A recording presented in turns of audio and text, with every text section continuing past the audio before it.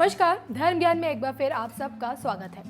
Corona virus एक ऐसी वैश्विक महामारी जो लोगों की जिंदगी से जाने का नाम नहीं ले रही है। 9 महीने से भी ज्यादा का वक्त हो चुका है, लेकिन मौत का दूत बनकर आए कोरोना का कोहराम कम होने का नाम नहीं ले रहा है। भले ही रिकवरी रेट में बढ़ोतरी हुई है, बड़े पैमाने पर कोरोना से संक्रमित लोग ठीक हो रहे हैं, लेकिन बढ़ते मौत के आंकड़े, बढ़ते संक्रमित मामले आज भी एक गंभीर समस्या बनी हुई है। आलम यह है कि संक्रमित मामले में डरावने आंकड़ों के साथ अमेरिका के बाद भारत दूसरे नंबर पर आ गया है। अमेरिका समेत दुनिया के तमाम ताकतवर मुल्क इसकी वैक्सीन बनाने में जुटे हुए हैं, लेकिन सफलता अभी तक किसी के हाथ नहीं लग पाई है, जिसके चलते अब लोगों ने कोरोना के साथ जीने की आदत डाल ली है।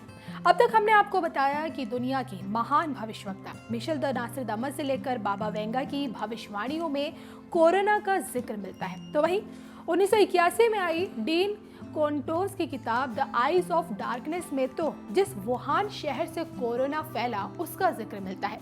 किताब में लिखा गया है कि वुहान 400 नाम का ये जैविक हथियार 400 लोगों के माइक्रोऑर्गेनिज्म को मिलाकर बनाया गया था, और किताब की इन्हीं बातों को बाद में कोरोना वायरस से जोड़कर देखा गया।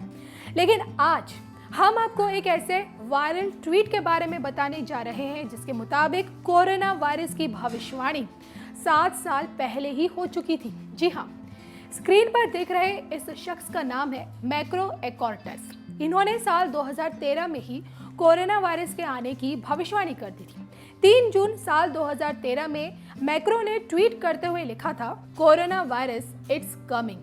तो जैसे ही मैक्रो का ये ट्वीट वायरल हुआ, हर किसी के होश उड़ गए। हालांकि अपने इस ट्वीट पर मैक्रो की कभी प्रतिक्रिया सामने नहीं आई।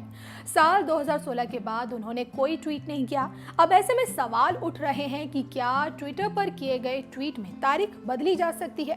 जानकारों की माने तो अगर एक बार आपने कुछ ट्वीट कर दिया, फिर उसमें आप कुछ एडिट नहीं कर सकते। हालांकि बाद में अपने उस ट्वीट को आप डिलीट जरूर कर सकते हैं।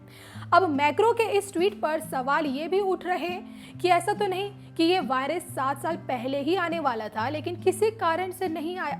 फिलहाल कोरोना वायरस से जुड़े 7 साल पुराने अपने इस ट्वीट पर अभी तक मैक्रो की कोई प्रतिक्रिया सामने नहीं आई है।